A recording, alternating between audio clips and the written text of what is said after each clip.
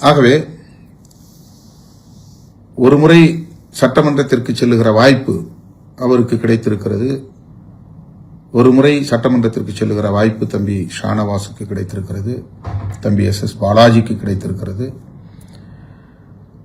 என்கிற நிலையில் அந்த இடத்தில் புதிதாக யாரேனும் ஒருவருக்கு வாய்ப்பு தரலாம் என்கிற அடிப்படையில் நான் எடுத்த முடிவுதான் அந்த முடிவு. வேறு எந்த காரணமும் இல்லை. யார் என்ன யூகங்களை பேசினாலும் அது உண்மை இல்லை. நான் போட்டியிடுவேன் என்று அறிவித்ததும், காட்டுமன்னார்குடி தொகுதி என்று அறிவித்ததும், பின்னர் அந்த போட்டியிலிருந்து நான் விலகிக் கொண்டதும் விமர்சனங்களுக்கு உரியவைதான். நான் உடன்படுகிறேன். நான் போட்டியிடுவதென்று எடுத்த முடிவுக்கான காரணங்கள் அல்லது விலகிக் கொண்டதற்கான காரணங்கள் உடன் நெருக்கமாக உள்ள முன்னணி தோழர்கள் அனைவருக்கும் நன்கு தெரியும்.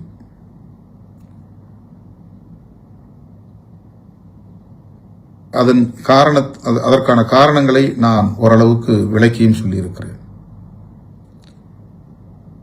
மேலும் அதை நான் விரிவாக பேச விரும்பவில்லை. அப்படி ஒரு முடிவை நான் எடுத்ததன் விளைவாகத்தான் பொதுச் செயலாளர் சிந்தனை செல்வன் மீண்டும் காட்டுமன்னார்குடியில் போட்டியிடுவதற்கான சூழல் அமையவில்லை. செய்யூருக்கு அவரை மாற்ற வேண்டிய நிலை உருவானது. இந்த உண்மை பனையூர் பாபு அவர்களுக்கும் சரி, தம்பி SS பாலாஜி அவர்களுக்கும் சரி, ஷா நவாஸ் அவர்களுக்கும் சரி விளங்கும் என்று நான் அறிவேன், விளக்கியும் இருக்கிறேன்.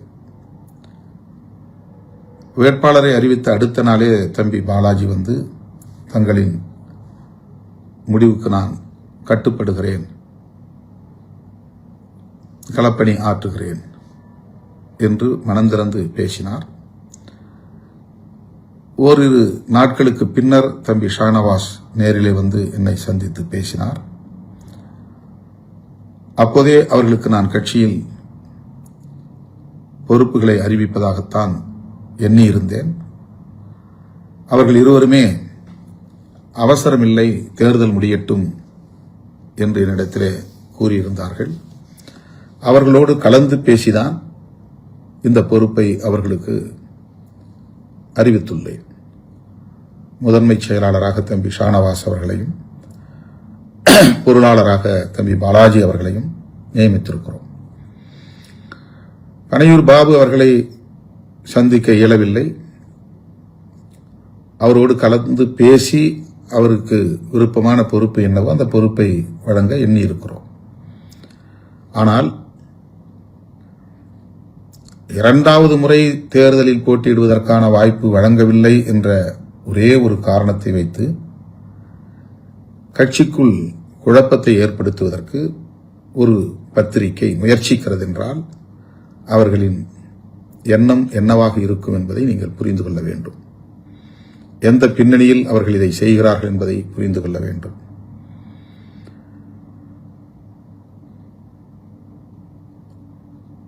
அதாவது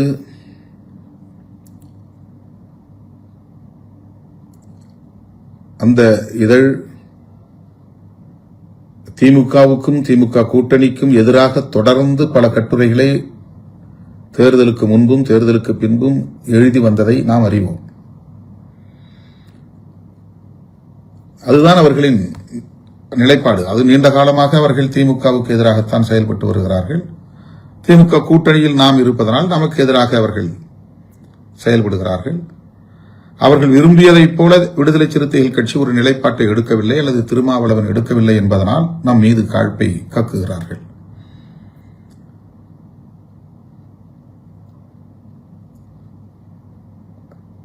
தோழர்களே, விடுதலை சிறுத்தைகள் கட்சி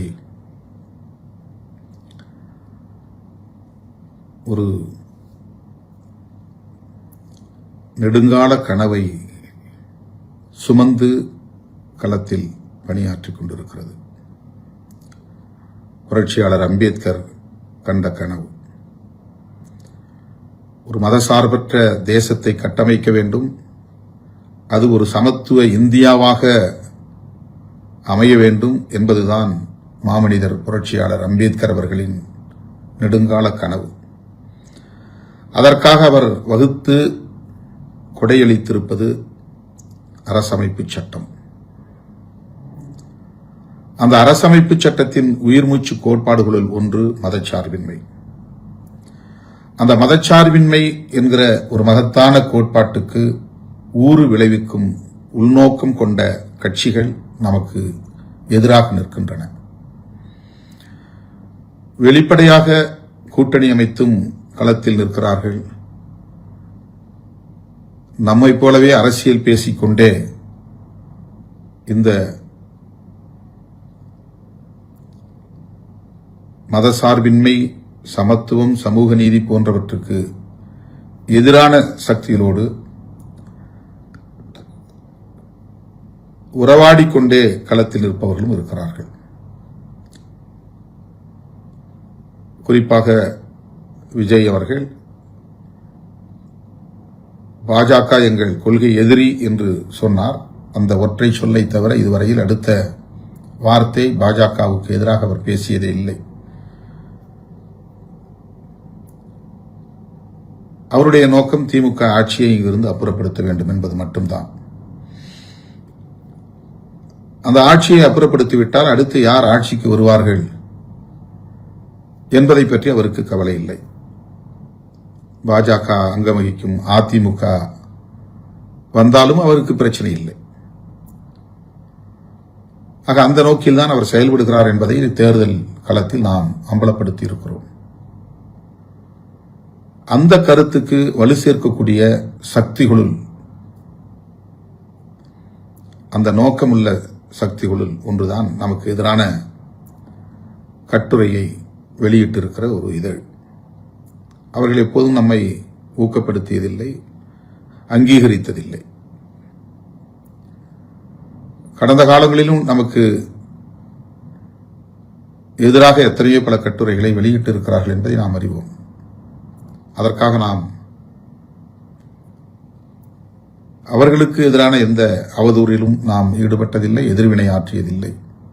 அவர்கள் மட்டுமல்ல, எந்த ஊடகமும் நம்மை பெரிதாக உயர்த்தி பிடித்ததில்லை, ஒரு பொருட்டாகவும் நம்மை எடுத்துக்கொண்டதில்லை. அதை பற்றி நாம் கவலைப்பட்டதும் இல்லை, கவலைப்பட போவதும் இல்லை.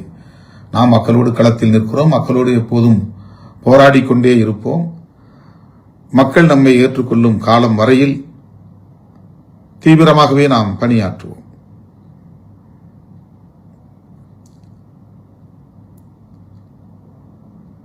எனவே தேர்தல் நேரத்தில் வேட்பாளர்களை தேர்வு செய்ததில், குறிப்பாக நான் போட்டியிடுவதென்று முடிவெடுத்ததில்,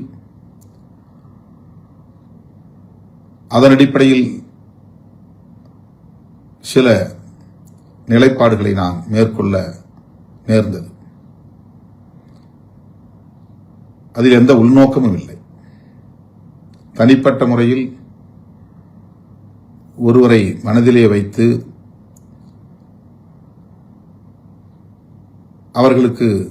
அவர்களுக்காக தொகுதி வாங்க வேண்டும் என்றோ அல்லது அவர்களுக்காக தொகுதியை வாங்கக்கூடாது என்றோ ஒருபோதும் நாம் சிந்தித்ததில்லை. நமக்கு தென் மாவட்டங்களிலும் இடம் வேண்டும், மேற்கு மாவட்டங்களில் ஏதேனும் ஒரு சில இடங்களாவது வேண்டும், டெல்டா மாவட்டங்களில் வேண்டும், வட மாவட்டங்களில் மட்டுமின்றி தமிழ்நாடு முழுவதும் பரவலாக நாம் போட்டியிட வேண்டும். அப்போதுதான் அரசியல் களத்தில் ஒரு தாக்கத்தை ஏற்படுத்த முடியும், அனைத்து தரப்பு மக்களின் நன்மதிப்பையும் பெற முடியும், அவர்களின் நல்லாதரவை வென்றெடுக்க முடியும் என்கிற அடிப்படையில்தான் 2001 தொடர்ந்து கூட்டணியில் பேச்சுவார்த்தை நடக்கும் போதெல்லாம் நான் பெருமுயற்சிகளை மேற்கொண்டிருக்கிறேன். தென் மாவட்டங்களில் ஒரு முறை நமக்கு சமயநல்லூர் 2001 கிடைத்தது. அதன் பிறகு ஒரு நீண்ட இடைவெளிக்கு பிறகு இப்போது பெரியகுளம் கிடைத்திருக்கிறது. அரூரில் போட்டியிடுவதற்கு நமக்கு 2011, 2006, 2016 நமக்கு வாய்ப்பு கிட்டியது. இப்போது 21லும் 26லும் கிட்டவில்லை.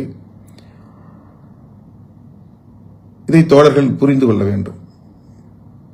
நம்முடைய இயக்கத் தோழர்களே கூட, முன்னணி தோழர்களே கூட அவர்களை மட்டுமே மனதில் வைத்துக் கொண்டு சில கருத்துக்களை பேசுகிறார்கள். வாங்கினால் எனக்கு தர வேண்டும் என்பதற்காகவே வாங்கவில்லை என்று கருதும் நிலை. அப்படித்தான் ஒரு தம்பி கட்சியை விட்டே வெளியேறி புதிய கட்சியை தொடங்கினார். அவர் இப்போதும் காட்டுமன்னார்குடி குறித்து நான் எடுத்த நிலைப்பாட்டை விமர்சிக்கிறார். 15 ஆண்டுகள் ஆகிறது அவர் கட்சியை விட்டு போய். யாரோ எவரோ திருமாவளவனுக்கு எதிராக பேச வேண்டும் என்று தூண்டுகிறார்கள், பேசுகிறார்கள். அவர்கள் எல்லோரும் எங்கிருந்தாலும் வாழ்க என்று சொல்லுகிறவன், வாழ்த்துகிறவன் திருமாவளவன். யார் மீதும் தனிப்பட்ட ஒரு பகை உணர்வு, விமர்சனம் எனக்கு இல்லை. எனவே என் உயிரின் உயிரான விடுதலை சிறுத்தைகளே, யார் என்ன அவதூறுகளை பரப்பினாலும் அவற்றை பொருட்படுத்த வேண்டாம். எல்லோரும் இந்த இயக்கத்திற்காக தம்மால் இயன்ற பங்களிப்பை செய்திருக்கிறார்கள் என்கிற நம்பிக்கையோடு தான் அனைவரையும் நான் அரவணைத்து செல்கிறேன். நாம் 10க்கும் மேற்பட்ட இடங்களில் போட்டியிடக்கூடிய வாய்ப்பு வந்திருந்தால் இந்த 4 பேருக்கும் அப்படியே வாய்ப்பை தந்துவிட்டு புதிதாக ஒரு 6 பேருக்கு வாய்ப்பு தரும் நிலை ஏற்பட்டிருக்கும். அந்த எண்ணிக்கையை நம்மால் இன்னும் எட்ட முடியவில்லை என்பதுதான் அதற்கு காரணம். இதை முன்னணி தோழர்கள், வாய்ப்பு இழந்த கணையர்பாபு உள்ளிட்ட அனைவரும் உணர்வார்கள் என்று நான் நம்புகிறேன். மே 4ஆம் தேதி விடுதலை சிறுத்தைகளின் வலிமையை உலகம் உணரும் முடிவுகள் வெளிவரும். விடுதலை சிறுத்தைகள் தான் உண்மையாக இங்கே ஒரு தீர்மானிக்கிற சக்தி, தமிழக அரசியலை தீர்மானித்த சக்தி என்பதை மே 4ஆம் தேதியன்று வெளிவர இருக்கிற முடிவுகள் உணர்த்தும். வரலாறு விடுதலை சிறுத்தைகளுக்கான இடத்தை, உரிய இடத்தை தரும். எனவே நம்பிக்கையோடு பயணிப்போம். அனைவருக்கும் வாழ்த்துக்கள். நன்றி.